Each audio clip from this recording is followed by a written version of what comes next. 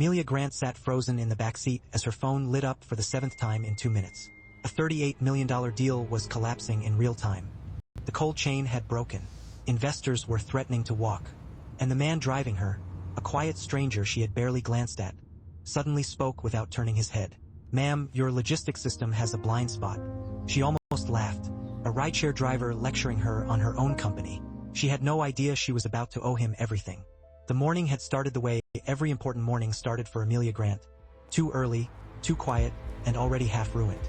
By 6:15 she was standing in her kitchen with a tablet in one hand and a cold cup of coffee in the other, scrolling through the projections for the meeting that would either save her company or end it. $38 million in fresh capital. One signature away. One bad headline away from nothing. She had built Grant Logistics from a shared office and 2 used trucks into a national cold chain network in less than 9 years. People liked to say she was lucky. The people who worked for her knew she was something else. Sharp, fast, and unforgiving of waste. She read a person the same way she read a spreadsheet. 2 columns, 3 seconds, done. Her regular driver, Marcus, had called the night before. A burst pipe, a flooded basement, an apology she barely heard. She had told him to take the day. Her assistant had arranged a backup from the corporate fleet. At 7:04 the backup canceled, too. A flat tire on the freeway. No replacement available within the hour. Amelia stood in her foyer in a tailored gray suit and stared at her phone like it had personally betrayed her. She opened the rideshare app she had not used in 4 years and typed the address of the Westgate Tower. The estimated arrival was 3 minutes. She accepted without reading the driver's name. The car that pulled up was a clean, unremarkable sedan. The man behind the wheel was the same late 30s dark jacket, hands resting on the wheel, and that particular stillness that only came from doing a thing for a long time. He glanced at her in the mirror, nodded once, and pulled into traffic without a word. His name, somewhere on her screen, was Caleb Turner. She did not look at it. She opened her laptop on her knees and began rereading the deck. The investor was Richard Hale, a Boston man with old money and newer patience problems. He had agreed to the terms in principle. The signing was at 9 o'clock.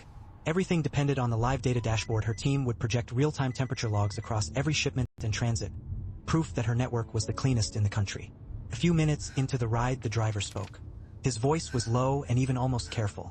"Your dashboard, the one on the screen, is that the live feed from the trucks or a refreshed snapshot?" Amelia did not look up. "It's live." He nodded slowly, the way a man nods when he is filing something away. "There's a gap in the timestamps on the upper right, about 7 seconds. You see it?" She glanced at the screen, irritated. The numbers looked normal to her. "The system buffers. It's fine." She said it the way she said most things, as a closed door. He did not press. He turned his eyes back to the road and she went back to her notes. In her mind he was already gone, the way most people were once she had decided they were not useful. Her phone buzzed against the leather seat. It was Daniel from operations. His voice came through too fast, the words landing before she had a chance to brace. "Amelia, we have a problem. The Albany route, the entire load. Temperature breach overnight.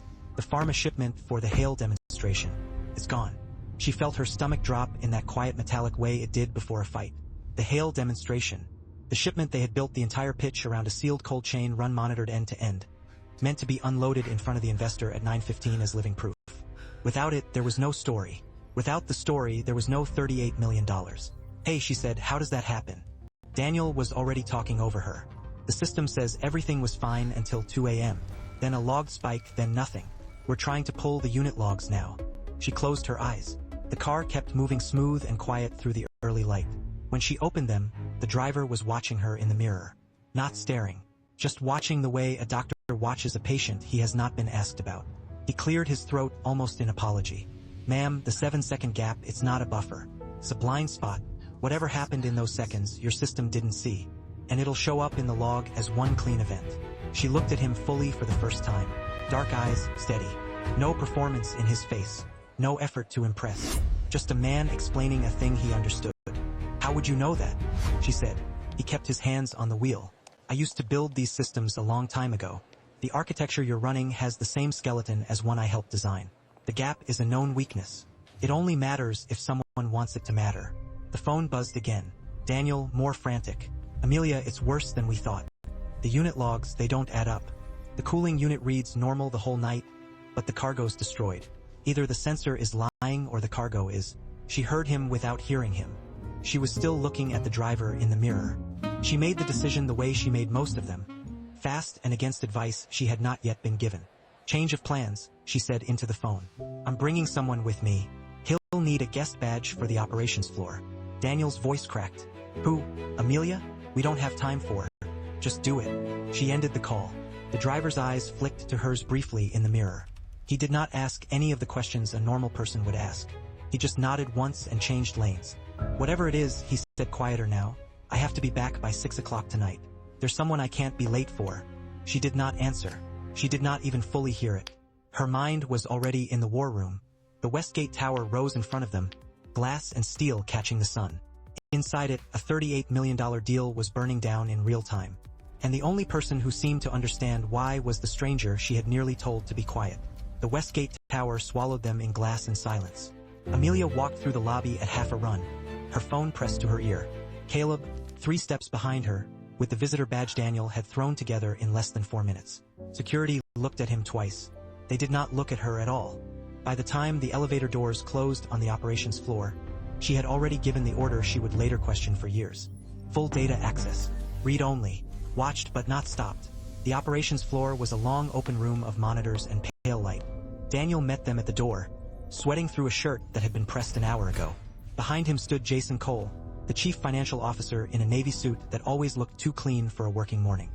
Jason had been with the company for 6 years. He had closed 2 of the 3 biggest investor rounds in its history. He smiled at Amelia the way he always did.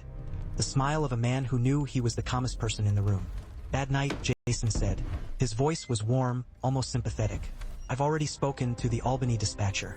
Looks like a bad sensor and a slow driver. We'll write off the load, refund Hale's demo, push the signing to next week. Clean recovery. Amelia did not answer right away. Behind her, Caleb was looking at the wall of monitors the way a mechanic looks at an engine he used to own. She introduced him with as few words as she could. This is Caleb Turner. He's a consultant. I want him on the data.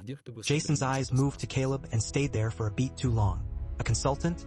Jason said, light as air. Wonderful. From which firm? Caleb met his look without flinching. Independent. Jason's smile did not change, but something behind it did. Daniel led Caleb to a corner workstation while Jason walked Amelia through the recovery plan in low, reassuring sentences. Hale was being driven over from his hotel. The signing would be delayed by 90 minutes. Framed as a logistics window, nothing more. Jason had already drafted the talking points. We absorb the loss, he said. We protect the relationship. Next quarter, we make it back. It was a good plan. It was the plan a competent CFO would build. Amelia heard every word and trusted none of them, and she could not yet say why. She walked over to Caleb. He was leaning into the screen, scrolling through raw temperature logs from the Albany unit. Talk to me, she said quietly. He did not look up. Your CFO says bad sensor. A bad sensor doesn't lie cleanly. Spikes, it drifts, it dies. This sensor reported perfect numbers all night. 40 degrees, exactly 40 degrees for 6 hours. Refrigeration units don't hold that steady. Not on a moving truck. So the sensor is lying, she said. The sensor isn't lying, he answered. It's reading something, just not the cargo. He pulled up a second window. Every 23 minutes for the last 14 months on this route and 3 others, there's a 7-second blind spot in the data stream. During those 7 seconds, the system accepts a backup feed. The backup feed has been writing the numbers. She felt the floor tilt very slightly under her. You're saying someone is feeding fake data into my network? He nodded once. I'm saying it's been happening long enough to be a habit. And it's been happening on routes nobody seems to look at twice. Across the room, Jason Cole was watching them over the rim of a coffee cup. He did not approach. He did not need to. He picked up his phone, dialed someone, and walked out toward the executive corridor with the easy stride of a man whose morning was going to plan. By 8:40, Richard Hale had arrived. He was a tall, narrow man with iron-colored hair and the patience of someone who had stopped pretending to have any. Amelia met him in the glass conference room with a smile she had practiced in the elevator and a delay he did not appreciate. 90 minutes, she told him. We're tightening one number on the demonstration. I want it perfect when you see it. Hale looked at her for a long moment before nodding. 90 minutes, Amelia. Then I get on my plane. She walked back out and felt the day narrowing into a corridor. Caleb had not moved. Daniel had pulled up a chair beside him and was running queries as fast as Caleb called them. The screen had filled with rows of timestamps, each one a small, ugly fingerprint. How wide is this? Amelia asked. Caleb's voice was flat now, working. 6 routes, maybe 7. Going back at least 14 months. The Albany run last night is just the first one that broke the surface. Daniel made a small sound, almost a laugh, almost not. If this is real, Amelia, this isn't a censor problem. This is somebody inside the company writing themselves a window. She did not answer him. She was already walking back toward the executive corridor. Jason was in his office on a call. He ended the moment she stepped in. Amelia, he said. Smooth. Hale is calmer than I expected. She closed the door behind her. Pull the insurance files. Every claim filed against a damaged shipment in the last 12 months. I want them on my screen in 10 minutes. His face moved through 3 expressions in less than a second before settling back into the one he wanted her to see. Of course. May I ask why? Because I want to see them, she said and walked out before he could answer. Caleb's hands moved across the keyboard the way a pianist moved across keys. Not fast, just sure. He cross-referenced the manipulated shipments with the claim history Daniel pulled in. After 9 minutes of silence, he leaned back. Every shipment with a blind spot, he said, had its insurance coverage adjusted downward in the 72 hours before it shipped. Not every shipment on the route, just those. The destroyed cargo last night was insured at 30 cents on the dollar. Daniel swore quietly under his breath. Amelia stood very still. Who has the authority to adjust shipment-level coverage on short notice? Daniel did not answer right away. There was a single override authority on a shipment-level adjustment, and it belonged to the executive office of the chief financial officer. The man who had just promised her a clean recovery. She did not feel anger yet. She felt the strange, narrow clarity that came before anger, the moment when a problem stopped being a problem and became a person. I need more than a pattern, she said quietly. Patterns don't survive lawyers.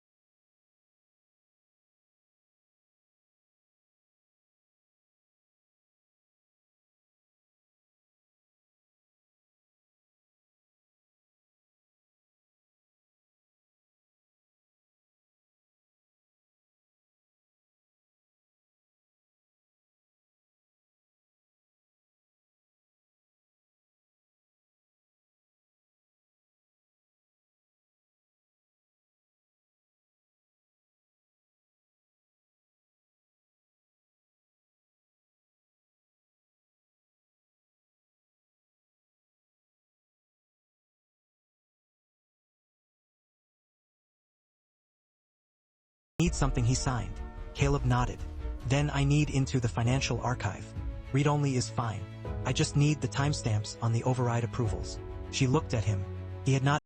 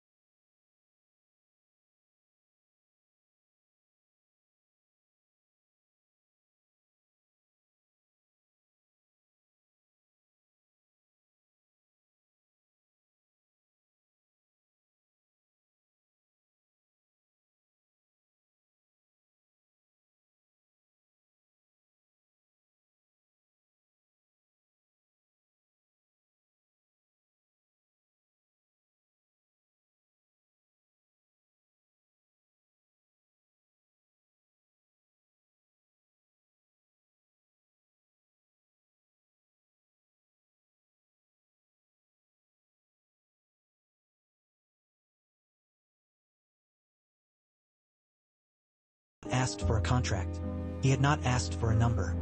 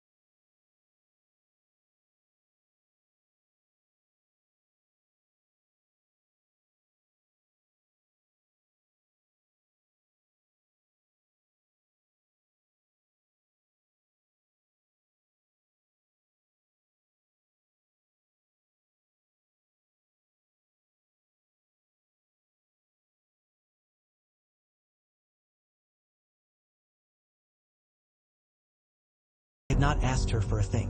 "You'll have it in 5 minutes," she said.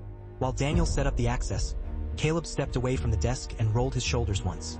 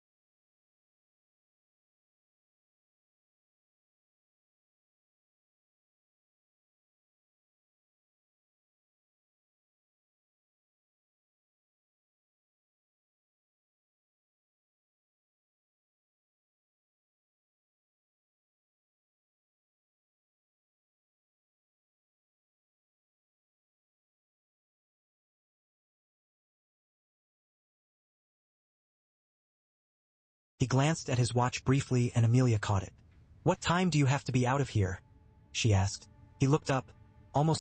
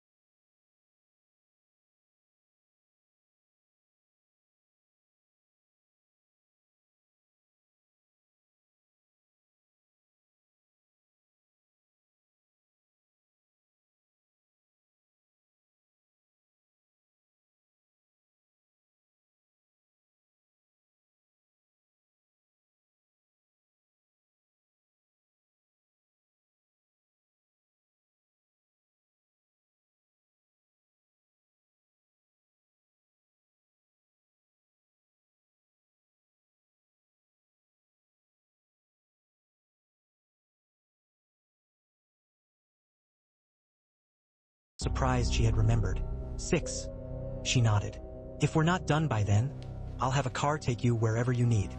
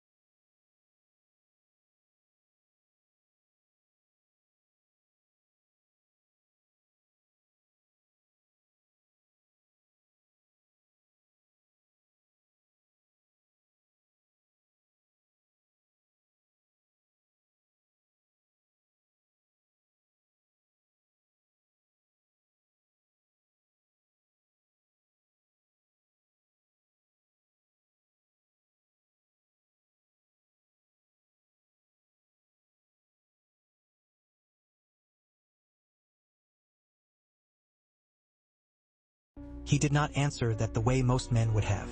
He just said, "Thank you," and turned back to the screen. She watched him for a moment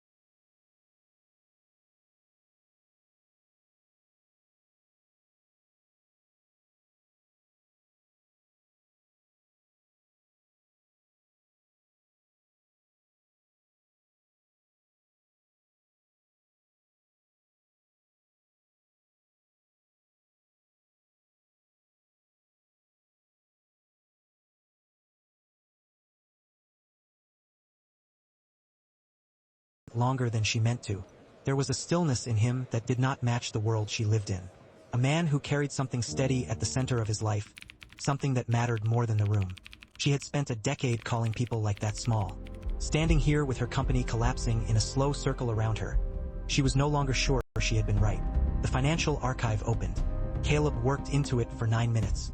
When he turned the screen toward her, the override log was sorted by approver and one column repeated like a heartbeat down the page. Jason Cole. Jason Cole. Jason Cole. 62 times in 14 months. Each one within 72 hours of a shipment that later went dark. Daniel stared at the screen and then at her. Amelia, this is not a mistake. This is a system. She nodded slowly. This is theft. She kept her voice very quiet. Insurance pays out a portion. Cargo is written off. Buyer downstream still pays for product they never receive cleanly. Someone is collecting the difference. Caleb confirmed it without celebrating. 3 offshore receiving accounts routed through a freight broker that's been on your approved list for 9 months. Approved by the same office. The conference room down the hall held a $38 million man who was eating a pastry and watching the clock. The corridor outside held a CFO who had just been called into Jason's own office by Jason himself. No doubt to begin building the version of the story he wanted told. Amelia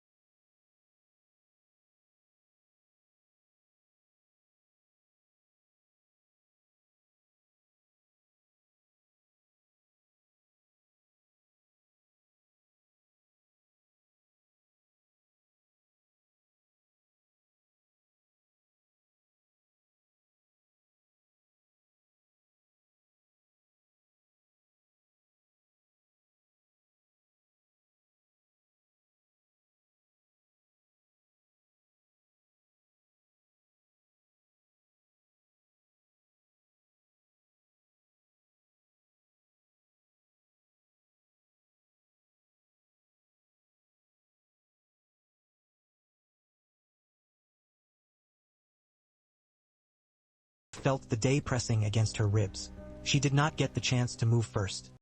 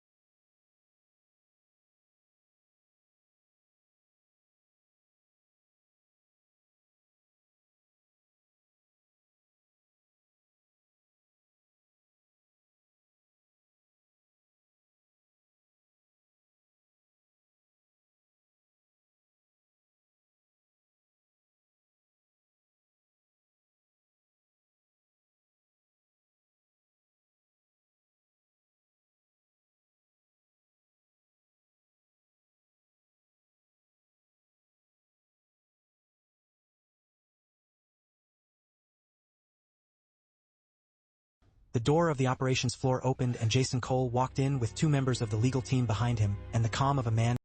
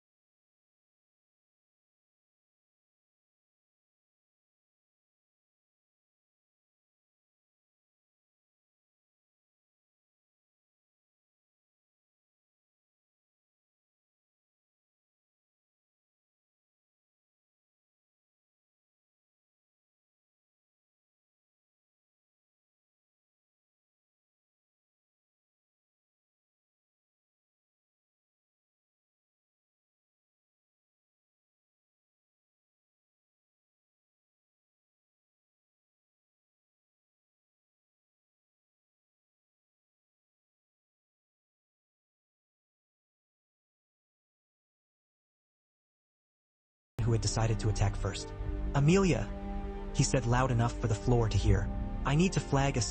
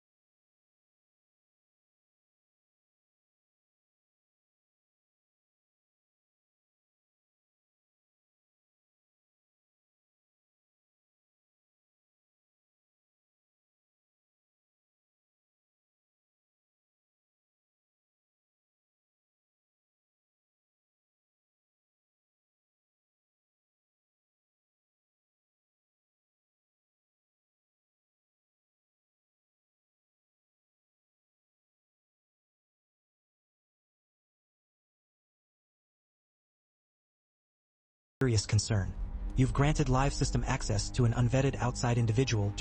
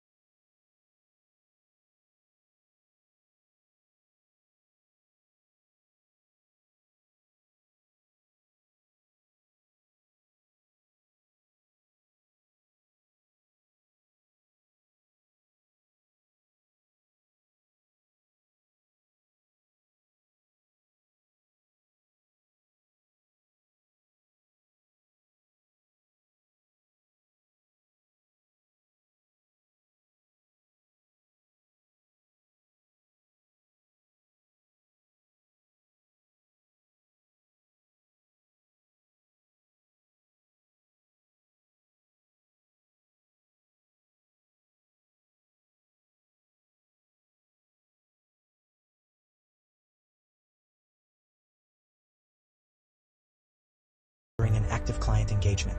Legal advises we suspend that access immediately and remove him from the floor pending a full review.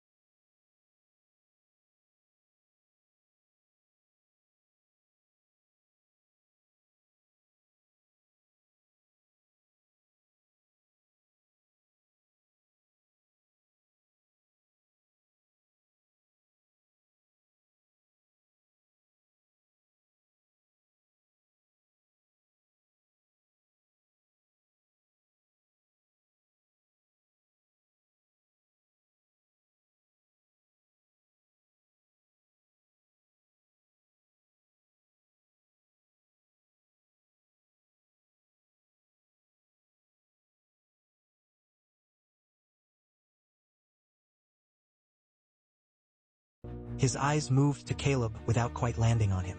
This is exactly the kind of exposure we cannot have today of all days. The room went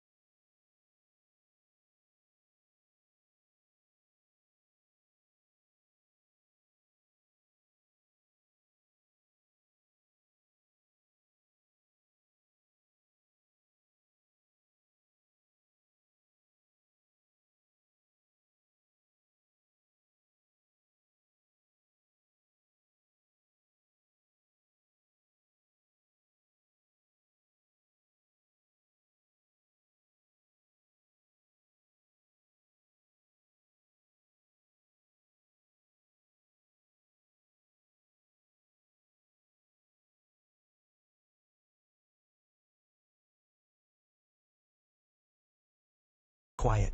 Daniel half stood. Amelia felt every set of eyes in the room turn toward her and behind her. Through the glass wall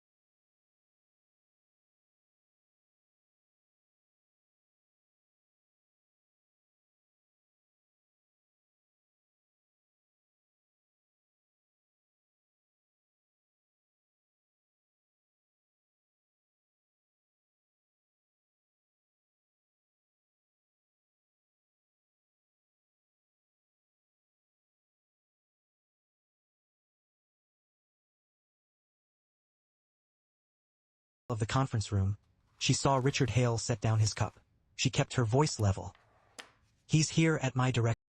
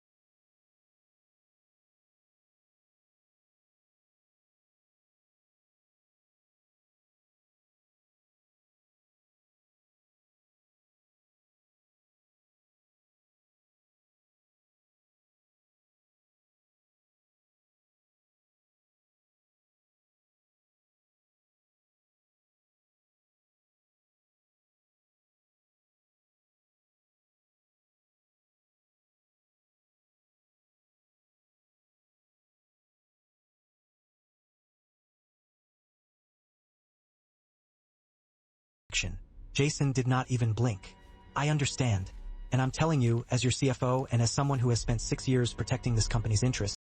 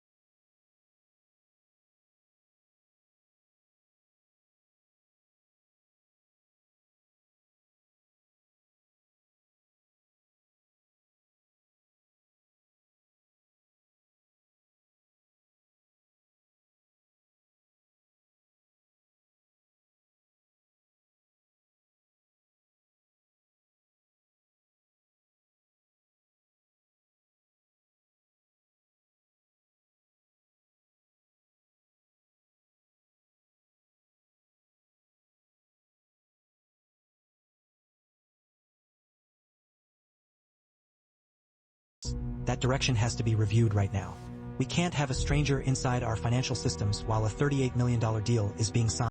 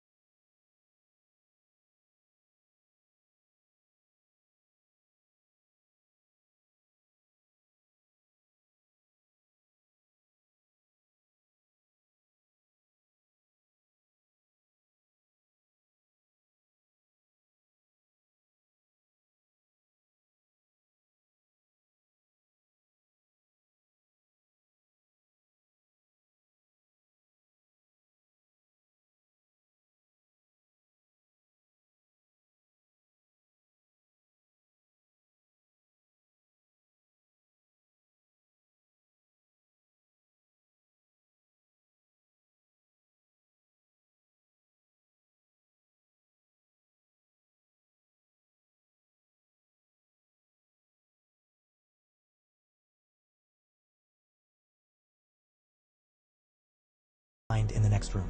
Hale will hear about this. He should hear about it from us, not from a leak. It was a beautiful place.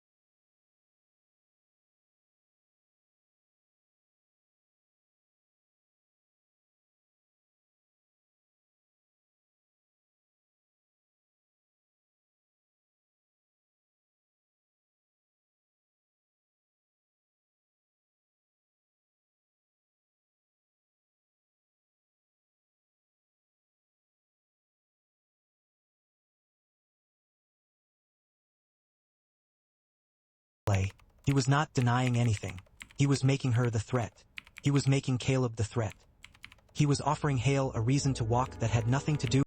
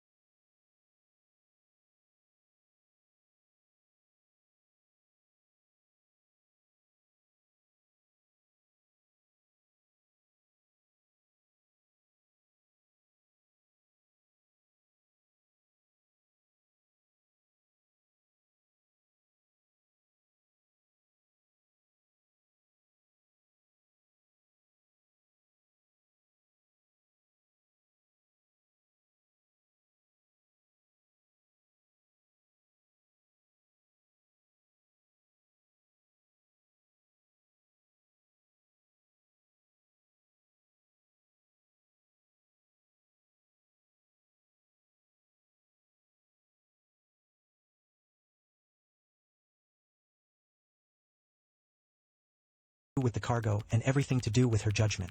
She watched him for a long moment. He was waiting for her to argue.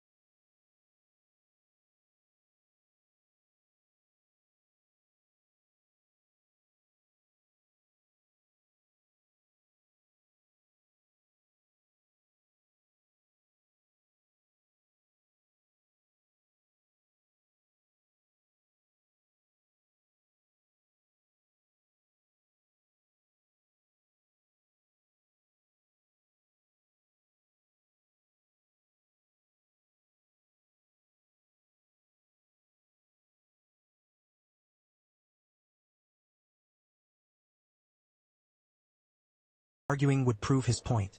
The legal team behind him would write the memo within the hour. Hale would be told over a polite handshake.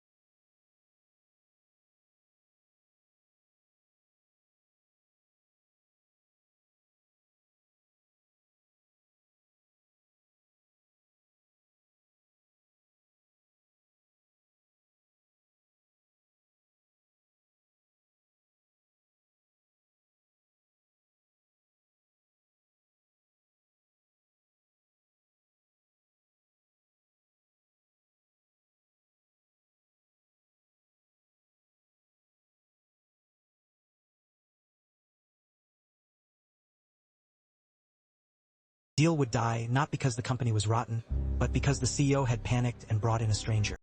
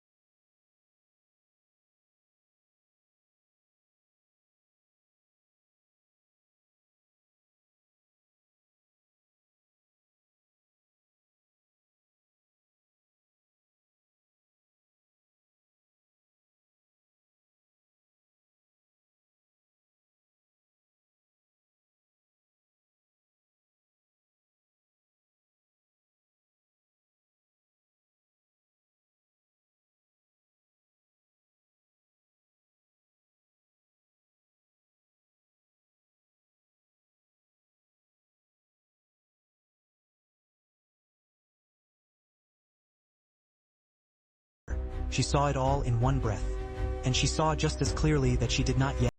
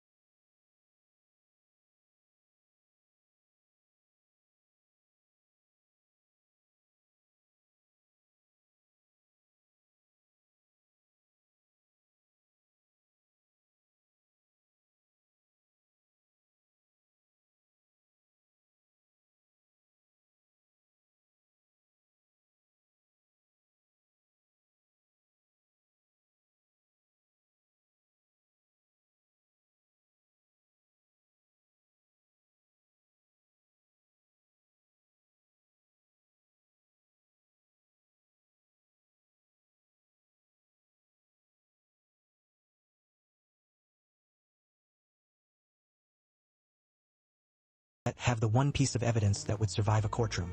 Patterns, overrides, offshore accounts she had not yet traced.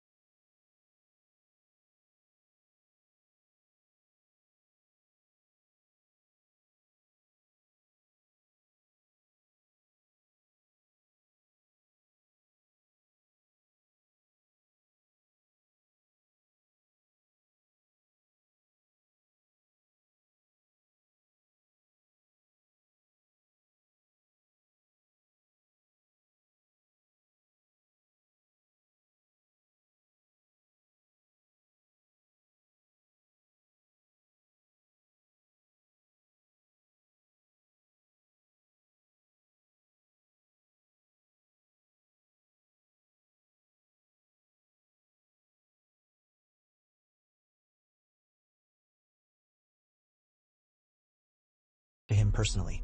Enough for her. Not enough for a board. Suspend his access, she said, and felt the words land in her own chest like a stone. Walk him to the lobby. I'll come down in a minute. Caleb did not protest. He did not look at her with hurt or confusion. He simply stood, closed the laptop carefully, and let the legal team flank him toward the door. As he passed her, he spoke once low only for her. The ledger is on the C drive. Subfolder labeled Archive Backups. He didn't think anyone would look there. Get to it before he does. Then he was gone between two suits into the elevator out of her building. Jason watched the doors close and let out a small performative breath. The kind of man uses when he wants to seem relieved instead of triumphant. Thank you, Amelia. I know that wasn't easy. She did not answer him. She was already walking back to the conference room where Richard Hale was standing now, buttoning his jacket, his face unreadable. Amelia, Hale said when she stepped in. I came here to sign a deal with a company I trusted.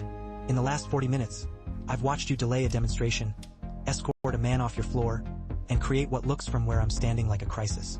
He let that sit. I'm gonna need to step back from this round. We can revisit in the next quarter once your house is settled. She heard him through a low ringing in her ears. Richard, I respect you, Amelia. That's why I'm doing this in person. But I'm not signing today. He moved past her toward the door. He did not slam it. Men like Richard Hale never had to. The conference room emptied around her. The 90 minutes she had bought were gone. The cargo was gone. The investor was gone. The one man who had seen the shape of the lie was gone. Walked out of her building by her own order. And somewhere down the hall, Jason Cole was already drafting the internal memo that would frame the entire morning as a CEO who had lost her grip. She stood alone in the glass room and looked out at the floor. Daniel was at his desk, head in his hands. Two analysts were pretending not to watch her. The clock on the far wall read 10:07. She had built this company in 9 years. She was going to lose it before lunch. She walked back out to the floor slowly and stopped at Daniel's desk. Open the Archive Backups folder on the C drive, she said quietly. The one nobody uses. Daniel looked up at her, then at his screen, then back at her. He did as he was told. The folder opened. Inside it, behind a generic file name, was a spreadsheet that had not been opened by anyone but its owner in 14 months. It was a ledger, hand-kept, careful, damning. Dates, amounts, account numbers, a second column labeled simply in the owner's own shorthand clearance. Every line was initialed. The same initials, the same hand. J.C. Daniel stared at the screen. Amelia. She did not answer. She picked up her phone and dialed the number Caleb had used to send her his rideshare receipt that morning. It rang 4 times. He picked up on the 5th, somewhere outside traffic in the background. Mr. Turner, she said, and her voice came out steadier than she felt. I owe you an apology, and I'm going to need you to come back. The line held a small silence. Then his voice calm as it had been in the car. I can be there in 20 minutes. I have until 5:30. Not a minute passed. She closed her eyes. 20 minutes is enough. Get here. She ended the call and turned to face the floor. Across the room, Jason Cole was walking back toward his office with a phone to his ear and a small certain smile on his face. He did not know yet that the door he had locked behind him had a window in it. He did not know yet that she had seen the ledger. He had won the morning. He was about to lose the day. Caleb walked back into the Westgate Tower at 11:42. He did not come through the lobby this time. Daniel met him at the freight entrance with a clean badge and a different elevator. By the time he reached the operations floor, Amelia had already done 3 things. She had called the chair of her board. She had called outside counsel. And she had asked Richard Hale through his assistant for one final meeting at 1 o'clock in her building on her terms.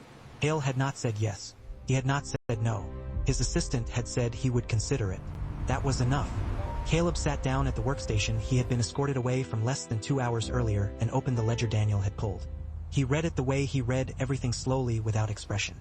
After 12 minutes, he looked up. It's clean enough to stand, he said. The initials match the override log. The amounts match the insurance gaps. The offshore accounts match the freight broker.